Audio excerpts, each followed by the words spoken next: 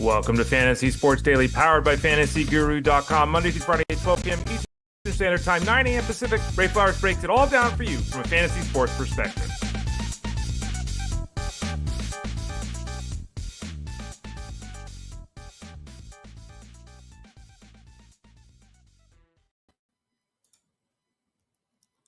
Hey there, everyone. Ray Flowers of FantasyGuru.com. Hope you're doing well on this Monday as we wrap up the month of September. And there's a couple of days left. What is this? How many days are in September? I don't even know anymore. 29th, 30th, 31 days, right? No, only 30 days in September. I never learned that little limerick in school. So we only got 2 more days for a deal that we're going to discuss here in a few moments. Welcome to the end of February and the beginning of October, Halloween season. Yay. I'm Ray Flowers of FantasyGuru.com. We're here with you every day, Monday through Friday at 12 o'clock Eastern Standard Time for Fantasy Sports Daily, powered by FantasyGuru.com. You can find my work over there at FG Duh. You can find me on Instagram, on Threads, on Blue Sky, on, I was going to say TikTok. I'm on TikTok, but I'm not on TikTok. Try all the social media platforms at The Ray Flowers, mostly Twitter X, and Instagram too, at The Ray Flowers. I'm here with you Monday, Tuesday, Thursday, Friday. On Wednesdays, Justin Fensterman hosts the show here. On Sunday nights, Justin Fensterman and Russell Clay host the show on SiriusXM Fantasy Sports Radio, doing a recap from 6 to 9 Eastern. That's Sunday nights. Monday through Friday, Jeff Mann show on SiriusXM Fantasy Sports Radio from 2 to 5 p.m. Eastern Time. And I'm with Jeff on Wednesdays. So Monday, Tuesday, Thursday, Friday, I'm here. Wednesdays, I'm with Jeff. I'm with you about an hour every day here. I'm with Jeff 3 hours on Wednesday. On Mondays, we have a routine of me just going solo for an hour. Whether we're talking the baseball season or the football season, we do the same thing. It's obviously football season, so that'll be me just rambling on. We'll throw it up on the screen, me rambling on for about an hour, going game by game with all the Sunday action. One fewer game this week to review because obviously we got 2 games tonight, the Jets and the Dolphins, the Bengals and the Broncos. Still answering questions over in Discord at FantasyGuru.com. Not just about, trades and waiver wire moves, but also about this week's matchups. Remember, though, folks, I say all the time, we have rankings for a reason. 90% of the questions everyone asks about rankings in the Discord over at FG, 90% can just be answered by looking at the rankings, if not more. So check the rankings out over at FantasyGuru.com. As you can see there, we'll go game by game. We'll pick out some fantasy-worthy information on both sides of the game. Note for each team, maybe more, depending upon what we're dealing with. And we'll do that here over the next hour. I say on the screen because you're all aware, right? There's 3 places you can leave comments, questions live, 3 places you can watch live, 3 places you can watch on demand, right? Twitter X at Fantasy Guru site, Facebook.com/FantasyGuruHQ, and on YouTube, Blue Sky, on YouTube, YouTube.com/@ElitePlusNetwork. Any of those 3 places, leave those comments, questions. We'll address them throughout the show. You can also always watch or listen to the show, wherever you listen to your podcasts, as you can see there on the screen, Spotify, Pandora, YouTube Music, iTunes, Apple Music. Just type in Fantasy Sports Daily there. You can always go to FG, click the Elite Plus tab at the top of the page. There's a toolbar there. Just click on it. All the shows we have, Jeff Mann show, Justin Fensterman show, this show, Armando Marsal's show, all of them over there. Just click that Elite Plus tab at the top of the page. I mentioned earlier, let's throw it up on the screen. 2 more days. This ends at the end of September. But for 2 more days, you can sign up for our BOGO deal. Buy one, get one free. And it's a great deal. Sign up for wagering football, you get DFS football for free. Sign up for DFS football, you get wagering football for free. It's either or. Pay for one, get the other one for free. All right, so just have at it, folks. 2 for 1 for 2 more days until September is over.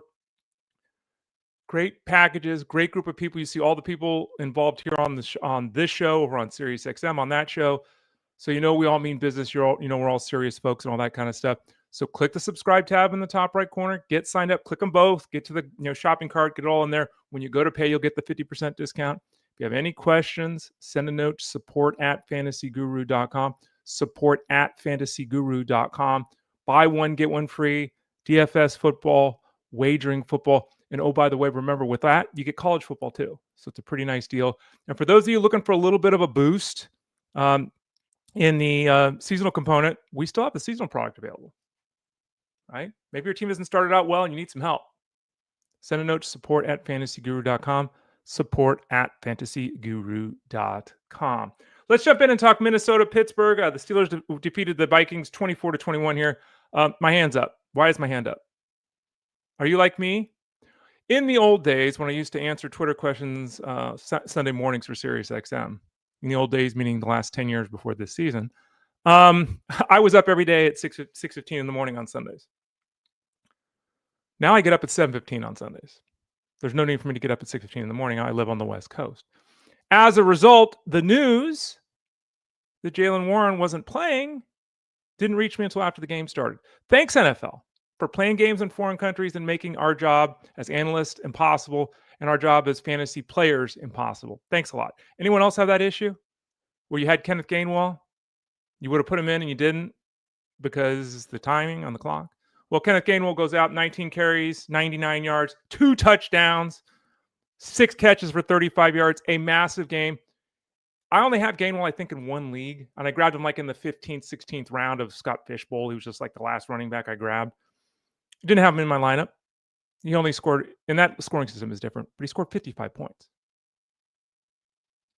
on my bench. Anyone else have that issue? Yeah. Thanks a lot, NFL. Anyway, Jaylen Warren, the Steelers are on a bye this week. When they come back, the expectation is that Warren will be good to go. Caleb Johnson got involved. He had 6 carries, had a target, didn't do anything. They went Gainwell heavy. And I think this just shows right now how deep in the doghouse Caleb Johnson is, that they gave, 25 touches to Kenneth Gainwell? 25 touches to Kenneth Gainwell and only 6 to Caleb Johnson. Ugh. On the other side of the thing with the Vikings, Carson Wentz, 352-2. The numbers are solid. Didn't play great, but the numbers are solid. Justin Jefferson went for 10, 126, had a huge game. Finally saw that big effort for him.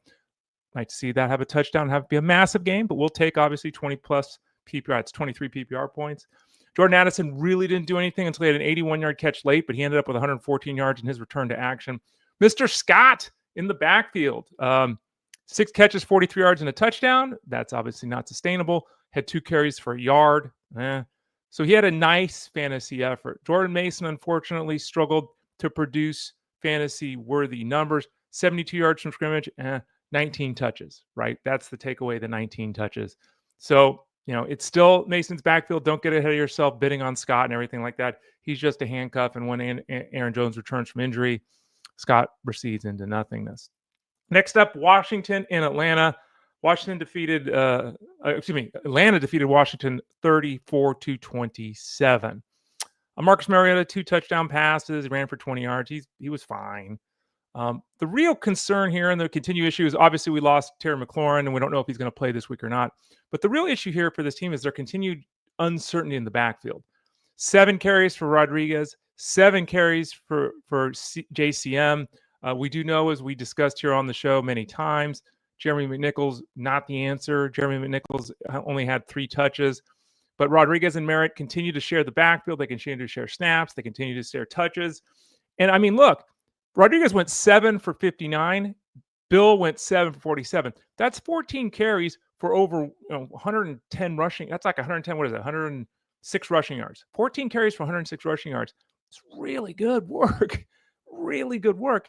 And that's part of the issue. Both guys have been successful on a per-touch basis.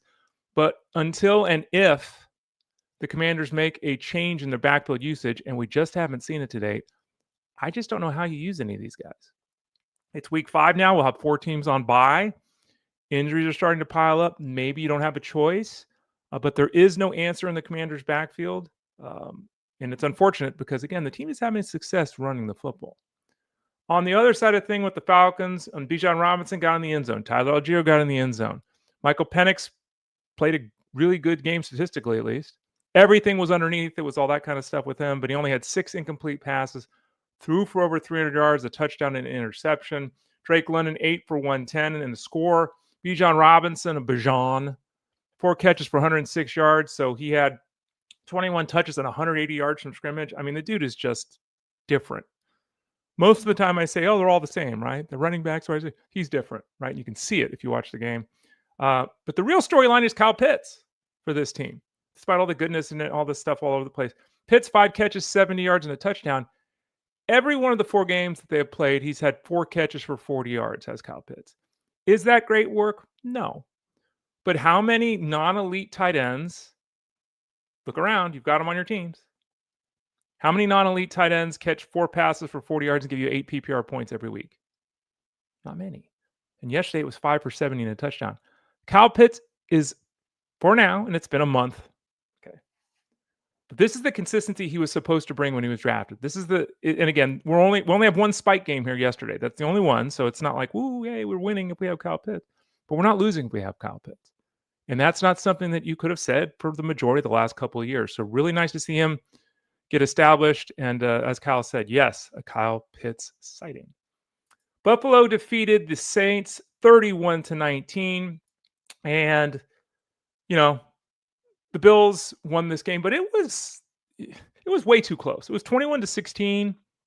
The Bills won the game, and I can't say they were ever really challenged, but they also should have crushed the Saints. They didn't. Something to think about long term. Obviously, injuries on the defensive side of things hurting the Bills. The loss of Ed Oliver is huge. We saw the Saints run all over the Bills yesterday. That has been an issue their defense has dealt with to this point of the season. To that end, Alvin Kamara, 15 carries for 70 yards. Kendry Miller, 11 carries for 65 yards and a score. And, we still saw Kamara involved as a pass catcher, catching 4 passes, but for 2 yards. There have been rumors about Alvin Kamara being traded. People have asked me questions. What do we do here? I don't play the game based on rumors. I don't think you should play the game based on rumors. The Saints are 0-4. They're going nowhere. They have no chance of making the playoffs. Kamara is a lifelong Saint. Do they want to keep him there for that reason? Maybe. Do they want to trade him and get something in return? Possibly. What I would say is if Kamara goes somewhere, he's probably still going to be a third down back at a worst case scenario. He probably doesn't go somewhere and touch it 19 times, so he probably loses a little bit of value. But you have to think he'd be heavily involved as a pass catcher. He's not heavily involved with the Saints team as a pass catcher, despite the fact that Spencer Rattler throws everything underneath.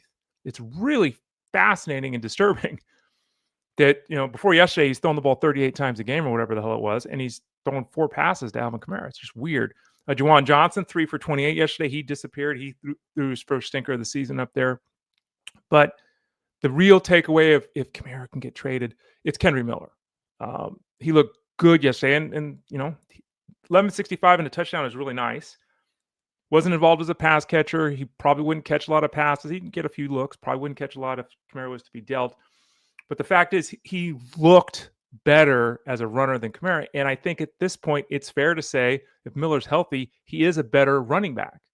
Not a better pass catcher, not necessarily a better fantasy asset, but a better running back. So that is something that, if we're getting 10 touches from Miller in this Saints offense, that's not enough to start him with any level of confidence. If AK gets hurt or AK gets dealt, things could be different. And then Mr. Neal would make an appearance as well. On the Bills side of things, this is really starting to get interesting with James Cook. Another touchdown. That's 8 consecutive games where James Cook has gotten in the end zone. 22 carries, 117 yards, and a score. 3 catches for 18 yards. That's another 25-touch game. And one of the 2 things were going to happen, according to myself and basically every analyst, and it was all the correct way to look at this. We're going to see touchdown regression. We have not seen that at all. In fact, it's gone up, this scoring pace. And we were all concerned about his workload, right? Because it's like this guy's touching the ball 14 times a game. Well, here comes 2025, and he's touching the ball 20, 22, 25 times a game. This is fantastic news if you drafted James Cook. Depending upon when your draft was, there was also the legitimate concern about him holding out. Because we, missing practices and everything, like this did not look like it was going to go well. Enjoy it while it lasts. We can't have a concern about workload. If this guy's touching it 20 plus times a week, we love it in fantasy. But what does that do later in the year? Does the team pull back because they're worried about it? Do they just go balls to the wall? Hey, we're going for the Super Bowl. Let's just kill the team. And again, they needed him yesterday. I'm pretty sure their game plan against the Saints team that they should have smashed was not to have James Cook need to touch the ball 25 times. Like that's, again, we love it in fantasy. Something to think about with the Bills here. The workload is outstanding right now. Johnson Davis barely even they touch the ball. They haven't shared the ball like they have in years past. Khalil Shakir was a big pass catcher. 5 catches, 69 yards, and a touchdown. Had a great run after the catch on the score. If you missed it, the 43-yard touchdown, check it out. Donkey K got in the end zone. Kincaid, Knox, and Hawes are all out on the field.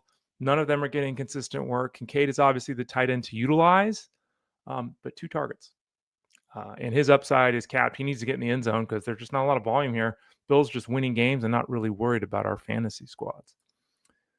The Browns and the Lions. Lions won 34-10. I don't know if it was really that close. The Lions have a really good offense. The Browns have a really good defense. It didn't matter yesterday. The Lions still won the football game here. On the Browns side of things,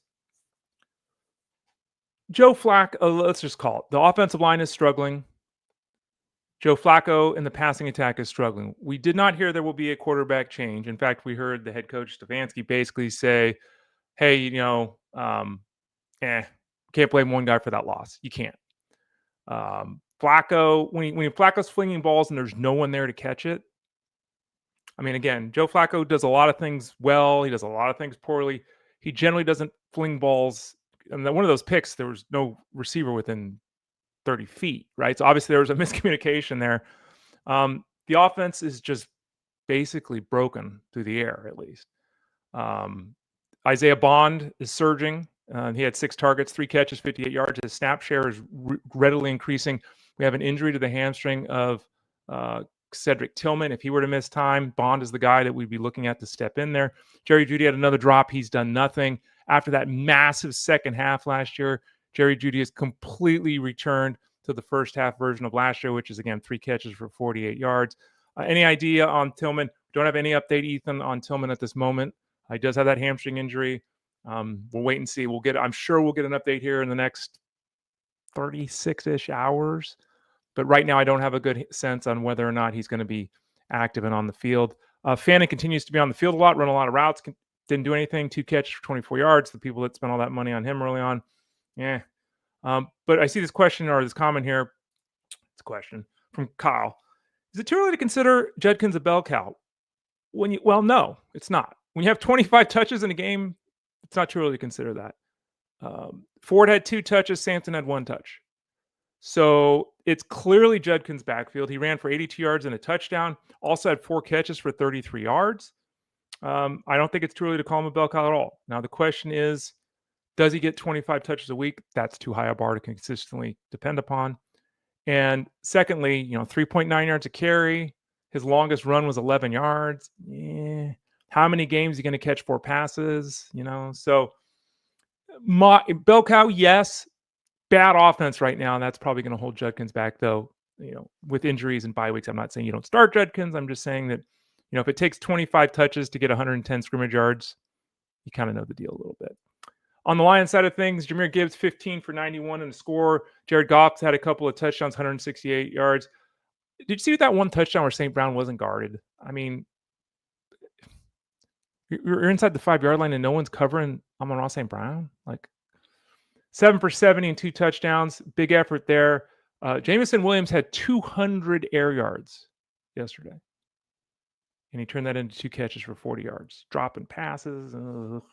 And Sam Laporta, speaking of tight ends, another Dalton Kincaid, Kyle Pitts effort from Sam Laporta. 3 for 39, no scores. We said last year at fantasyguru.com that Laporta was way overdrafted, and it turned out to be the case. This year, we didn't say he was way overdrafted. We're like, look, he's your tight end 1. He'll be okay. He's going to be fine as your tight end 1 this season. But there is the rookie ceiling is gone. It's just not the way this offense is operating. It's not the role that Laporta is being asked to fill. If injuries happen or something, things change. But right now, Laporta is more of a back-end tight end 1 than he is a front-end tight end 1. Texans defeated the Titans 26-0. And, you never know how the season's going to go. Injuries, weather, matchups, things change. But right now, the Titans are terrible. And there's no way. It's terrible.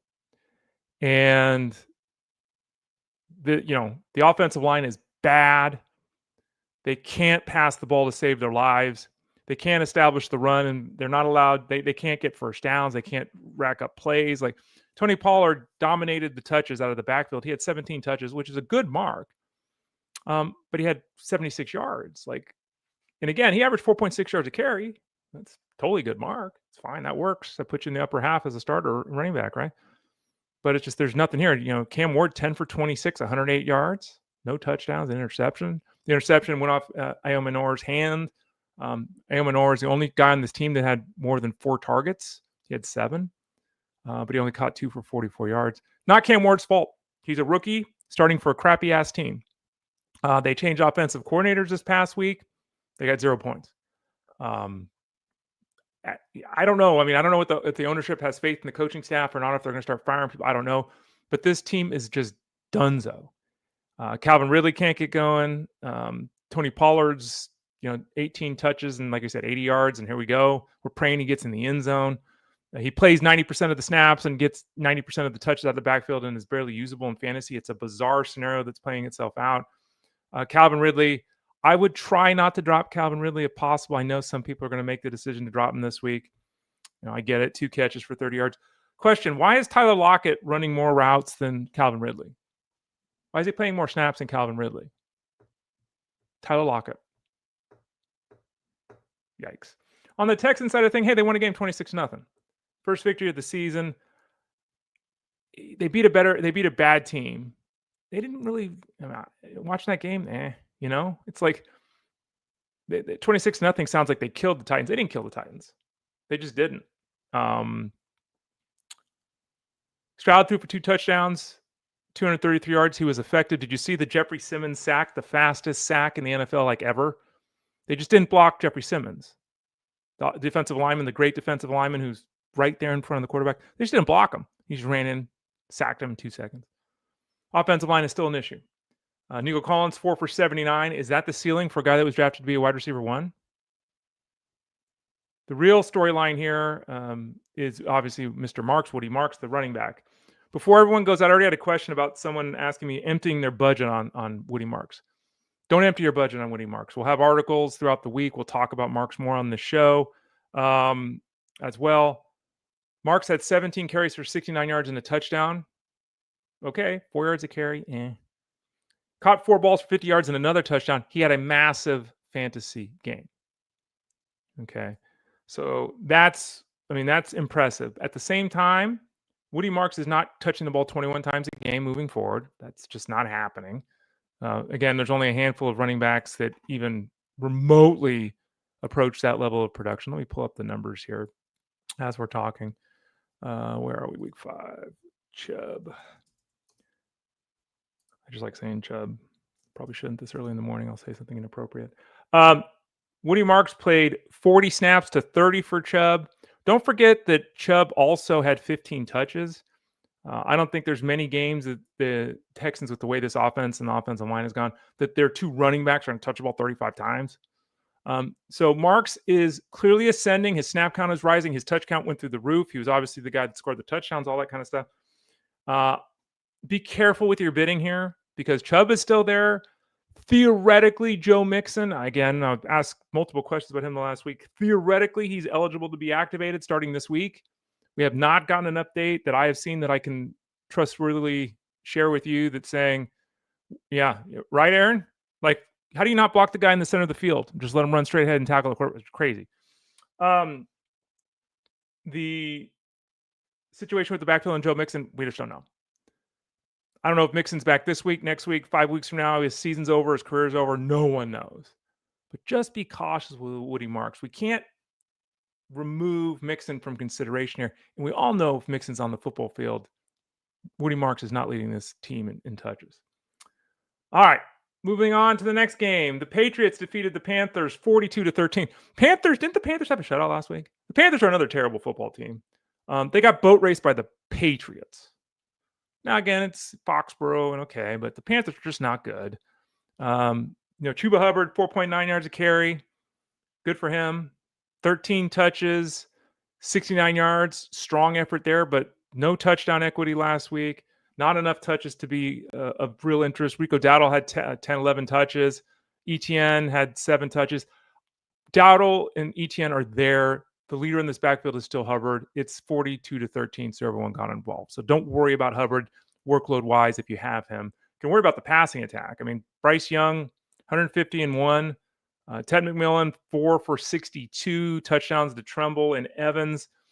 Tremble, someone asked me about Tremble this week. I said, nah. And if they started him, I still would say nah again. Okay. But if they started him, they did get 5 catches, 42 yards, and a touchdown. But that seems really fluky to me. Tedderell McMillan is a start. Chuba Hubbard is a flex start. And that's kind of it. I mean, there's not many teams in the NFL where it's 2 guys. And this really is 2 guys. Kyle throws up the question here, and it's a good question. Does Mike Vrabel hate Trevion Henderson? I think it's a legit question. The interesting thing for me on the other side, the Patriots again won 42-13. Derek May had a rushing touchdown, 2 passing scores. He only threw 17 passes, 14 for 17. He looked good. He continues to play very good football. Stephon Diggs, I was asked many times this past week, should I drop Stephon Diggs? I said no. Let's give Stephon Diggs at least 2 more weeks. Let's see him against the Bills in week 5, a revenge game where I'm expecting big things there. Yesterday, 7 targets, 6 catches, 101 yards. So now Diggs is going to be super expensive, and now Diggs is going to be talked about everywhere because of the revenge game against the Bills. We were talking about it last week on this show over in Discord at fantasyguru.com. Hunter Henry scored a touchdown as the connection with Drake May continues. And then the 1 touchdown receiving for Matt Collins, who's a good football player, but he's just not a fantasy option. But that question from Kyle is legit. And the interesting thing I found is that Antonio Gibson, Kyle Gibson. Thinking baseball here. Let me pull up Gibson's numbers. I want to say he played 9 snaps. Okay. Antonio Gibson played 9 snaps. He had 4 goal line snaps. 1 for Stevenson, 1 for Henderson. Why is your smallest, least accomplished goal line back, Gibson, the guy that's getting 4 of 6 goal line snaps? Doesn't make any sense. And I don't care what the game flow is. I don't care what the time. Doesn't make any sense. Number 1. The good news is he only played 9 snaps. So he's there, and he's a complicating factor, and that's the problem for the Patriots backfield. It's 3 guys, right? We need it to be 2 guys. We'd like it to be 1. Almost everyone's 2. Can't be 3. Ramondre Stevenson played 28 snaps. Okay, let's context that. That's more snaps than Henderson and Gibson combined. Gibson, who's the only one of this group that's not fumbling the ball all over the place, only had 15 snaps.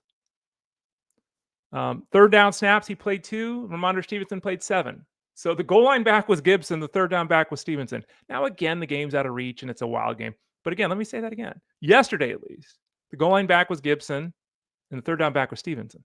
I don't really know what's going on here. We don't know what's going on behind the scenes with this team. We don't know, the Patriots, obviously, with a young running back, there's a lot of things that you have to learn to take up to play in the NFL versus in college, of course. Henderson still got in the end zone at least, right?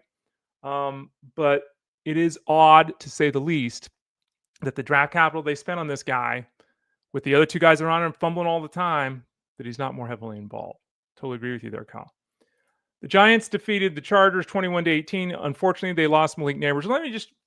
I've told this story before, and I'll say it again. Yesterday, when they said it's likely that Malik Neighbors tore his ACL. I used to do a show on SiriusXM Fantasy Sports Radio for a decade in the evenings on Sundays with Kyle Efrink. And we used to talk to Dr. David Chow, the pro football doc, who I think was an NFL doctor for 17 years, if I remember correctly. And he told us that as a doctor going out there on the field or even on the sidelines, right, when you have the player, that he can tell you with a 90% certainty. I think he might even have said higher than that, but let's go with 90%. With 90% certainty whether a guy tore his ACL or not, just by the way moving the leg of the player. So when they tell you it's believed to be an ACL tear, it's an ACL tear. So Malik Neighbors, ACL tear, he obviously tried to catch that ball near the goal line. He jumped, and unfortunately there went his knee. Crushing blow to fantasy owners like Kyle, as I see here. As Kyle said, he traded for Neighbors midweek. That sucks. John G says he lost Neighbors. That sucks. Said Pearsall, hopefully Pearsall can stay healthy. Pearsall hurt his knee yesterday. He only played 5 snaps in the second half. Pearsall's status this week is completely up in the air as the Niners are on a short week. So, John, I feel like you're in a little bit of trouble here, at least in the short term. But yeah, terrible loss for the Giants. This is not – their offense now is in real bad shape, moving beyond the fantasy aspect of things. They won the football game here, but having to lean on Slayton and Wendell Robinson as your top 2 guys. Slayton's a fly route runner. Wendell Robinson's an underneath guy. Neither one of these guys should be anywhere close to being a wide receiver 1. They're going to probably be the 1 and 2. We saw Collins and Hyatt, they're going to have to fill roles now for this offense. The good news is if you're a Wandale Robinson truther, you're going to backdoor into targets now. You spent too much money if you added him off the waiver wire after his huge game. We've seen the regression there. He caught 3 balls for 14 yards yesterday. They're going to have to throw him the ball more. They just don't have an option because, again, Slayton is a guy that maybe goes from 4 targets to 6 or 7, but he's just not seeing 10 targets a week because of the route and the style of football player he is. So Wandale Robinson's probably the biggest beneficiary of the injury to Neighbors, though, again, totally different players, totally not the way it should be. Teams will allow you to throw the ball to Wandale Robinson underneath 10 times, and you can have 8 catches for 80 yards. Doesn't matter because they're going to win a football game. So it's still PPR scamish, but there it is. Jackson Dart, 111 yards and a touchdown. The passing game, it's a legitimate concern now. Dart looked great on the ground, 10 carries for 54 yards and a touchdown. He was removed from the game at one point for a worry about a concussion after he took a hit that it really didn't look like he took a hit, but they took him out of the game. So if you see Russell Wilson throwing a pass, don't worry about that. That was just, the independent spotter said, let's get Dart out of the game and check for a head injury. I think for a first NFL game to win, that's great for Dart. I think the performance was decent for a first NFL game, but the loss of Neighbors is a significant downgrade for this entire offense, and it does cap some of the excitement with Jackson Dart. On the other side of thing, Marion Hampton to the moon. Hassan Haskins played like 5 snaps. Marion Hampton almost played every snap. He got every touch out of the backfield. He's breaking tackles all over the place. There were long runs all over the place. He had a 54-yard run, but there were double-digit runs all over the place. 128 yards and a touchdown on the ground. Again, part of the passing attack, 5 catches for 37 yards. I mean, here we go. It's a good offense despite the fact that they didn't get anything done really yesterday and terribly lost going to the Giants. The Chargers, oof. But Hampton, workload is there, production is there, snaps is there. This is his backfield now. We're hoping Travion Henderson gets there at some point. But this is Hampton's backfield. He's an every week starter, period. You knew that before yesterday, right? But anyway, he's an every week starter. Ladd McConkey, I mean, it's early in the year. It's been 4 games. We warned everyone about Ladd McConkey at fantasyguru.com this year. That's why you should subscribe. Click the subscribe tab in the top right corner. I believe, without doing full analysis, because I have better things to do with my life, but I strongly believe that we were lower on Ladd McConkey than pretty much anybody. I know we were way lower than him than ADP. I'm pretty sure we were lower on Ladd McConkey than everybody out there, website-wise. Part of this is obviously the late addition of Keenan Allen. But Ladd McConkey, folks, is he the 3rd receiver on this team? A lot of people have been giving heat to Jeff Manns for not more highly ranking Quentin Johnston on a weekly basis. Here's the issue that Jeff has said, and I'll repeat it quickly here. You can't have 3 guys as top 25 wide receivers, right? You can't have 3 guys getting 10 targets every week. You can't have 3 guys catching 6 or 7 passes and scoring a touchdown every week. It doesn't happen. In the history of football, it's never happened. It doesn't happen. So you got to pick 2 of these 3 guys. You can't every week have all 3, Johnston, Allen, and McConkey, all 3 of them as top 30 receivers. You just can't do that. It doesn't make any sense. Is Ladd McConkey now the guy that's out? Are we now Quentin Johnston's 29, Keenan Allen's 27, and Ladd McConkey's 46? Can't get much worse. 1 catch for 11 yards for Ladd McConkey. 13 targets for Quentin Johnston. You spent a pick to take Ladd McConkey as your wide receiver 1, you're in trouble. If you picked up Quentin Johnston off the waiver wire, if you drafted him in the 15th round like I did in the league, if you got him in a dynasty league, I've got Keenan Allen and Johnson, actually. We drafted Keenan Allen when he was I take him in the 40th round or something of our dynasty draft because he was a free agent. And I took Quentin Johnston late too. But Quentin Johnston's producing every week. Keenan Allen, 5 catches. Didn't do much yesterday, but he still caught his 5 passes. Quentin Johnston had the 898 and a touchdown. Ladd McConkey. Oof. That is bad right there, according to Kyle. First round, Mr. Thomas with the Jaguars, and then second round, Ladd McConkey. John G says, by the way, thanks for confirming ETN is the flex over Olave. I was leaning ETN, but your confirmation settled it. You're welcome, John. And again, the rules of flexology, Bob Harris, all that. Majority of the time, if you're undecided on whether to use a lead running back or a lead receiver, go with the lead running back. Look at the offense. Not that the Jaguars killed it yesterday against the Niners. We'll talk about that in a few minutes. But that is a better offense than the offense of the Saints. And by the way, for those people that looked at Olave's performance yesterday, don't forget he threw an interception too. League should take a -2 away from him or -1 if your league counts that, because he did throw an interception. But yeah, we'll see moving forward. All right, so let's move on ourselves. Let's move on to Philadelphia, Tampa Bay. Philadelphia won 31-25. They moved to 4-0. The Bucs fall to 3-1. Jalen Hurts ran for 60 yards, threw for 2 touchdown passes. He was fine. Saquon Barkley, 23 touches, 74 yards. Got in the end zone, but this is another player. If you spend a first-round pick on Barkley, you're a little nervous right now. Tampa Bay's got some big-time defensive players, and so, okay. But Barkley hasn't gotten loose yet, and it's not that it's not going to happen. It will happen for Saquon Barkley. But we're a quarter of the way into the season. The Eagles are 4-0, which is the takeaway they care about. But Barkley, he's getting the work. He's just not doing anything. Luckily, he got in the end zone yesterday, or that would have been a oof. But the real issue is, yet again, the Eagles score 30-plus points. They win a football game on the road. They move to 4-0, and the passing attack is nothing. Jalen Hurts threw for 130 yards. Dallas Goedert scored 2 touchdowns on 4 targets. 2 catches, 7 yards for A.J. Brown. 2 catches, 29 yards for Devonta Smith. If you have Smith or Brown, you can't trade them because you're just not going to get a return that's worthy of their talent or potential production. Do you keep starting them? If you got either one of them, yeah, you do. I said this last week. I'll say it again this week. I don't remember if I said it on this show or on Sirius XM. You have A.J. Brown. You saw the A.J. Brown last week, right, in week 3? Making great catches, spin moves, stiff arms, running people over. He is a phenomenal football player. And the fact that the Eagles can score 30 points and move to 4-0 and not have him be part of their offense is astounding for the offense. It's astounding for the Eagles, and it's great for the Eagles because if they can win games without him doing anything, imagine what they can do when he does things. But it's another game where they didn't need him. There was a tightish game. Like the Bucs were in this game, right? They're just not. There's the takeaway is you got to hold them. You got to keep playing them, and you got to hope that the Eagles are more challenged because they're winning games and these guys aren't doing anything and they're still winning games. On the Bucs side of things, Mayfield went for 289 and 2 touchdowns. Irving didn't do much on the ground, but he had that long touchdown catch, 72-yard touchdown catch. Igbuka went over 100 yards. He had a touchdown. The return of Chris Godwin, what did that do? Well, obviously Mike Evans is out with the hamstring injury. Igbuka still had 10 targets. Same number that Chris Godwin had. Godwin caught 3 balls for 26 yards. He had a ball bounce off his hands.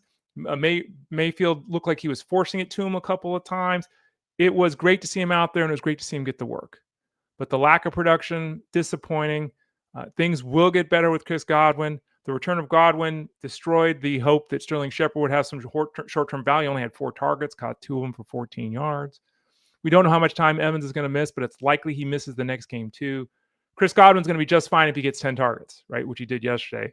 But that was a disappointing return to game action for the wideout with the Bucs. The Rams defeated the Colts 27-20 on the Colts side of things. Adonai Mitchell, you've seen it, I'm sure, by now. He's streaking down the sideline. He's about ready to have a 76-yard touchdown. And he goes to start to celebrate and separates his hands, and the ball comes out a yard short of the goal line, goes to the end zone, touchback, turnover, all that kind of stuff. Colts lost this football game by a touchdown. They had a touchdown on that play. And he started to celebrate early, lost the ball, turned the ball over. Then later in the game, and this is impactful because this obviously hurts someone else too. Jonathan Taylor, who had 76 yards rushing and 20 yards receiving, that's 5 catches, by the way. So he had 22 touches for 96 total yards. Should have had 23 touches for a touchdown in 140 yards from scrimmage because he had a 53-yard touchdown run called back on a holding penalty on Adonai Mitchell. So Adonai Mitchell can't do this, but let's do it. He was 24 inches away from a touchdown, and he had a holding penalty on a 50-yard touchdown. Colts win this football game, right? You never know because the Rams play differently down the stretch, but they win this football game, right? Horrible game. Mitchell played. He stepped in for Pierce as we anticipated occurring, but he had 3 catches for 96 yards. That was almost 497 and a touchdown for those of you that went rogue and played him. And again, Jonathan Taylor lost the touchdown and 50 scrimmage yards, so that was a huge negative there on that side of things. On the Rams side, Stafford 375 and 3. Puka Nacua hurt his thumb, but he's apparently okay. He went crazy, 13 for 170 and a touchdown. Atwell scored on a touchdown, 1 catch, touchdown. Devontae Adams had a touchdown. I think the Rams are using 19 tight ends now. They become the Colts of the years past. Every tight end in the world is on their team, and they're running them out there. So none of those guys can be utilized, obviously, in any mean. The backfield, I'm not concerned with Kyren Williams. I am getting a little, I'm a little, concerned is not the right word. I'm a little worried about the top end with Williams because in years past, we've seen the 85% snap share. We've seen the 85%, 90% touch share out of the backfield. And that's why we love Kyren Williams. He's still been very effective. 5.9 yards a carry yesterday. Still had 16 touches. But Blake Corum touched the ball 11 times. Now, Blake Corum touched the ball 11 times, and Blake Corum produced 16 yards, which is obviously a pathetic effort. That's the first time in a couple of games where Corum, who's about in that 8 to 10 touch zone right now, hasn't been productive. So that was an outlier yesterday against that Colts defense. But it's not that, if Corum is touching the ball 9 times a week, again, we're not starting Kyren Williams. Of course, we're starting Kyren Williams. But if he is touching it 9 times a week, and that means we're getting 17, 18 touches out of Kyren versus 22 or 23, there is obviously a long-term impact here. So maybe Kyren Williams is not going to be running back 4 this year. Maybe he's going to be running back 9. But again, I'm not concerned with Kyren Williams. Oh, Kyle, yeah, Grant Calcaterra. They love it. Maybe they can bring back, maybe they can trade for Isaiah Likely, who returned yesterday, didn't get a single target for the Ravens. I don't know. We'll see what they do. They probably won't do that. Eagles obviously can't trade Calcaterra because Goddard always gets hurt. The Niners lost at home to the Jaguars. Both teams are now 3-1. Jaguars traveled across country, beat the Niners 26-21. Trevor Lawrence, the offensive line of the Jaguars is what's working right now. And as a result, Travis Etienne, 19 for 124 and a touchdown. He had that, 48-yard run there. Boom. Lawrence didn't do anything, 174 yards and a touchdown. Travis Hunter, 3 catches for 42 yards. Travis Hunter, 5 targets. He's not really involved here. Parker Washington went from 11 targets to lead the team last week to 2 catchless targets this week. Had a return for a touchdown, but that doesn't count for most people. Touchdown to Hunter Long. No one played Hunter Long in any format. Brent Strange, 6 for 45. He's the new Juwan Johnson. Brian Thomas Jr., whatever is Brian Thomas Jr., I can't think. 5 for 49. Better than the past. He wasn't, there's still a lack of real connection with Trevor Lawrence here, but not bad. But yeah, this is just, they beat the Niners, and frankly, it wasn't some great effort by the Jaguars. They did enough to win. Lawrence did not throw an interception. They didn't lose a fumble. They won a football game. On the other side of things here, the Niners the Niners are all kinds of beat up. And as a result, it's just not happening. They should have won that football game yesterday. Brock Purdy returned. He threw for 300 yards, 2 touchdowns, 2 picks. He was floating the ball over the field. He threw what people call hospital balls, where he's basically throwing it up, jump balls, including like on that 2-point conversion where Jawan Jennings caught the ball and got destroyed, got slammed on the side. The offense is basically Christian McCaffrey. If you've got Christian McCaffrey, you're loving this. He had another 23 touches yesterday. He's doing nothing on the ground. And again, it's the team, it's the line, I'm not blaming McCaffrey, but he's doing nothing. Is he running? What's Christian McCaffrey's average here? I'll pull this up. I don't know. Is he averaging 50 yards on the ground? Is he? I don't know if he is. Christian McCaffrey. Right now, he's run for 49. He is 49, 52, 55, 69 yards. He's averaging 17 carries for 56 yards. 3.3 yards a carry is only 1.5 yards below his career mark. So he's doing absolutely nothing on the ground. He caught 6 balls for 92 yards and a touchdown, so no one cares because he's he's basically a wide receiver one at running back. He just doesn't do much on the ground. Tonja scored another touchdown. Ricky Pearsall, who I mentioned earlier, hurt his knee. He mentioned there was some looseness in the knee, some instability in the knee. Sounded like he was really concerned. He only played 5 snaps in the second half. The Niners have a short week this week against the Rams. I don't even know if he plays this week. Demarcus Robinson returned, caught one pass for 20 yards. Kendrick Bourne had a catch for 17 yards, dropped the ball right in his hands. Juwan Jennings has got like 9 different injuries right now. We heard that Brandon Ayuk is not close to returning. That's the word we got late last week. Kittle's still out. Eesh. Niners not going any good direction right now. Ravens got destroyed by the Chiefs 37-20, and I don't know. What I'm about to say is probably not fair, but I get paid to not be argumentative or confrontational. I get paid to say things that, people may or may not want to hear, and sometimes it riles you up, sometimes no one cares, but I'm going to ask a question. And it was a legitimate question that we're all on IM chat, right? All of us over at fantasyguru.com having a discussion every day throughout Sundays and game day and all that. And the word quit came up multiple times in this discussion. Did Lamar Jackson quit yesterday? He hurt his hamstring. Okay. The play that he got hurt on, I'm not saying he didn't get hurt. I'm not saying that, but it wasn't an obvious injury. His leg didn't get bent the wrong way. They didn't have to bring a stretcher out. Like, it was, did he just give up because they were getting killed and it wasn't working? And you see the coach after the game, they ask, Harbaugh, what's going on? And he's like, well, he it was kind of wishy-washy, his comments. Would he have gone back in the game if it was closer? I don't know. Lamar Jackson's a fantastic football player, right? He ran for 48 yards yesterday, had a touchdown, threw for 147 yards, so a disappointing fantasy effort. But I don't know. The Ravens are 1-3, and they're in trouble. Their defense is getting destroyed. We got these Lamar Jackson questions here. They got back Isaiah Likely. He didn't see a single target. Zay Flowers returned to his 7 for 74. Zay Flowers is the only consistent guy in this offense.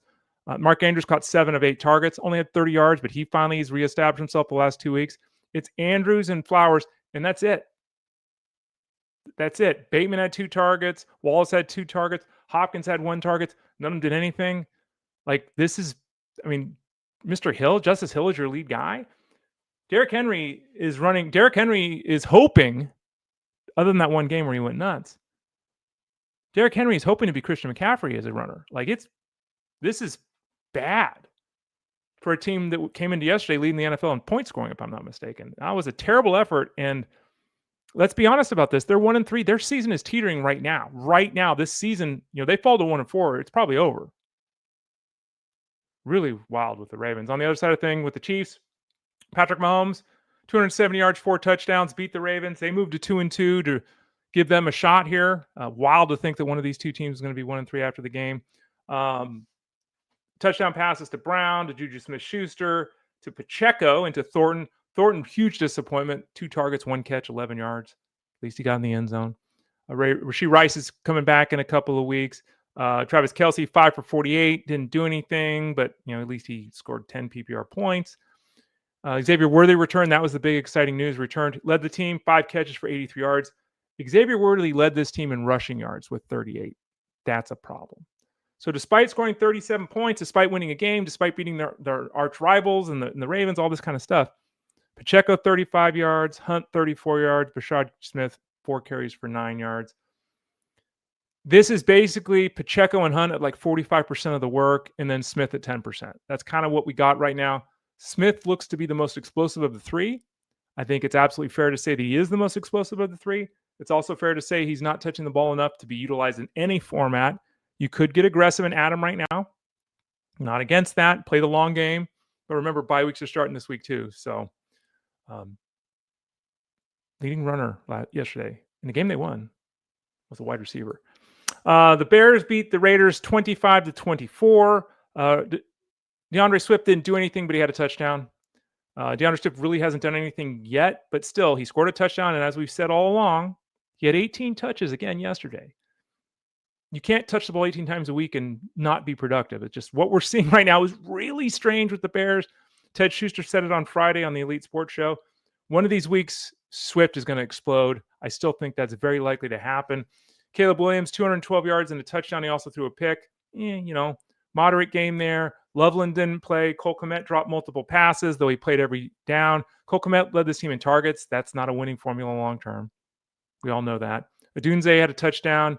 DJ Moore, 4 catches, 38 yards. Olamide Zacchaeus, I don't get this. We heard a lot of OZ positivity late in camp, so the beat reporting was at least accurate. But he had 6 targets, 5 catches for 41 yards. He's getting more looks than DJ Moore, who you're paying $25 million a year to or whatever. He's getting more looks than Luther Burden. Okay. They won the football game. On the other side of things, Geno Smith played bad. Okay. 3 picks, played bad. He was late on throws. He made bad decisions with his throws. Week 1 looked really good for the Raiders. Since then, he's played like ass. Man, I don't know what's going on with Brock Bowers. He's got the knee injury. I know. He's still out there. He's still running all the plays. He's still running all the routes, all this kind of stuff. Your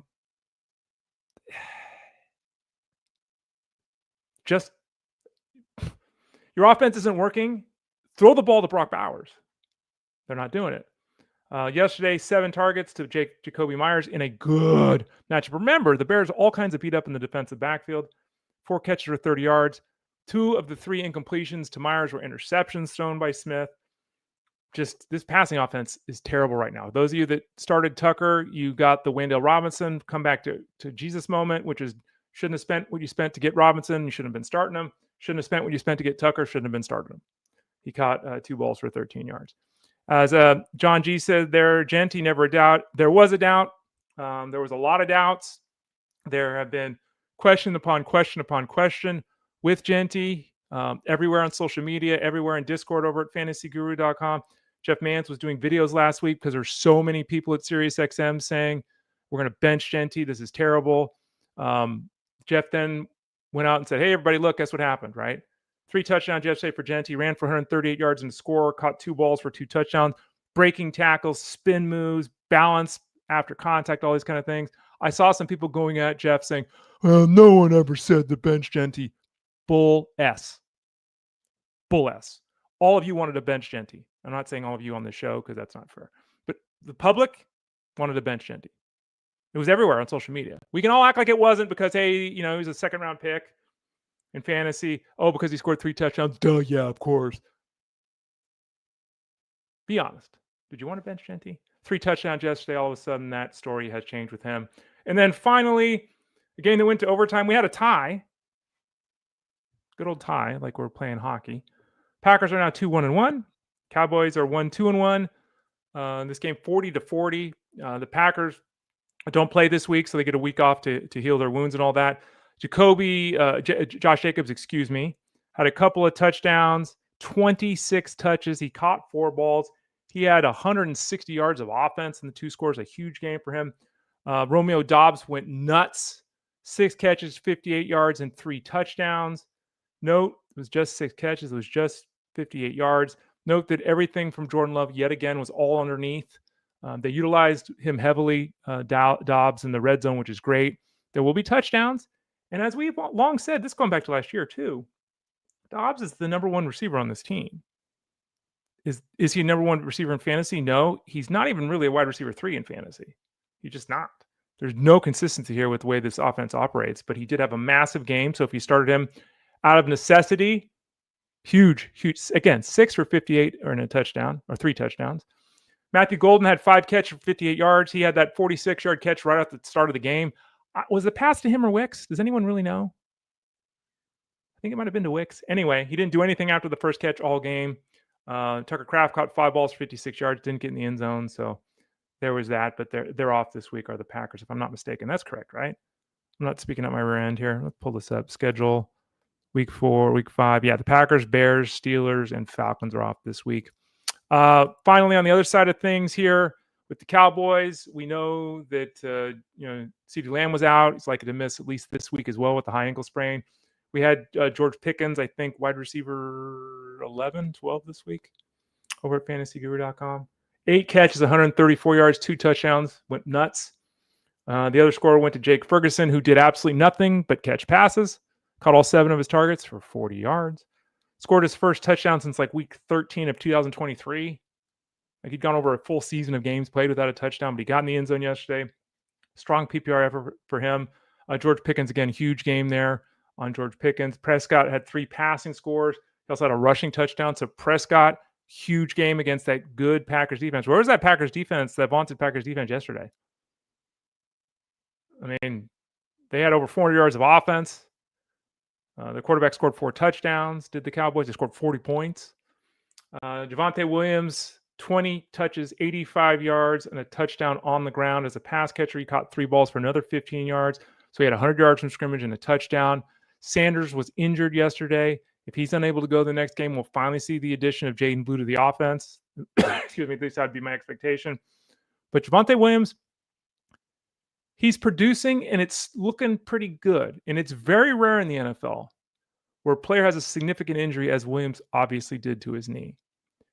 For that player to come back to not have it anymore, just not be the guy he was prior to the injury, and then with another year going by, rediscover that. It's very, very rare. It might be happening with Javonte Williams. And that, to me, is one of the more interesting storylines because we're big Jaden Blue guys over at FG. Again, Jaden Blue should be on somebody's roster in your league anyway. He might be on the waiver wire, should be on a roster. Javonte Williams is doing what Jaden Blue can do. We just didn't expect. I don't think anyone, let's be honest about this. You drafted Javonte Williams. You think he was touching the ball 20 plus times a game and scoring a touchdown every week? You didn't think that. Because if you did think that, you would have taken him in the 5th round and not the 10th round. So don't tell me you were thinking that because you weren't. This has been pretty remarkable. And it's a long season. And his second half could be garbage. He could wear down. But right now, Javonte Williams is rolling. He's getting massive numbers of touches. And he's producing for the Cowboys. And that's a very, very big surprise. All right, as you can see there on the screen, don't forget, you can go to fantasyguru.com, click that subscribe tab in the top right corner. Still 2 more days left to the end of this month. 2 more days left where you can buy football DFS and get betting DFS for free. Or if you prefer, buy betting football and get DFS football for free. It's 2 for 1. Buy one, get the other one. If you have any questions, send a note to support at fantasyguru.com. But it's 2 for 1 until the month of September is over. And then it goes back to full price, I think. Of course, it goes back to full price. Anyway, got 2 more days to get the deal. We already have some of the lowest prices in the industry, and now we're talking about 2 for 1. Okay, so get involved. Buy DFS football, get wagering football for free. You get college football with that as well. Don't forget, you can still sign up for the seasonal football product at fantasyguru.com. Yeah, we'll still help you there as well. We're in Discord answering questions. We've got live streams over at fantasyguru.com. Tons of articles each week. Tyler Beaker did the write-up this week looking back, the Sunday night review. So if you missed that, read that one when you're done here. When you're done with reading that article, don't forget, starting at 2 o'clock Eastern Standard Time, Jeff Mann's Elite Sports Show was on. I did an hour review here. He'll do a 3-hour review of all the games on SiriusXM Fantasy Sports Radio. That's Monday through Friday from 2 to 5 p.m. Eastern Standard Time. I'm with Jeff on Wednesdays, but he'll do that long review today. And if you have 2 games tonight, the Jets and the Dolphins and the Bengals and the Broncos, you get game action tonight. A lot of players in this game, right? Hopefully you have the opportunity to come from behind if you're behind right now, or to solidify that victory here in week number 4 of the NFL season. We'll be back on the show tomorrow here at 12 o'clock Eastern Standard Time. Haven't really set the plan for what we're going to do. As I said last week, I think we'll probably do some baseball, kind of a review. Maybe I'll do a review. I'll figure something out.